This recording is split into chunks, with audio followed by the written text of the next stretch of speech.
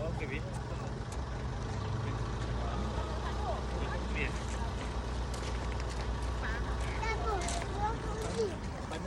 Untuk apa panas ni? Ya. Kakak udang apa? Komen sikit dah kat mana? Apa? Desa Dairy Farm. Bi.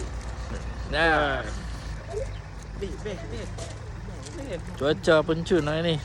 Cantik. Dapat view cantik.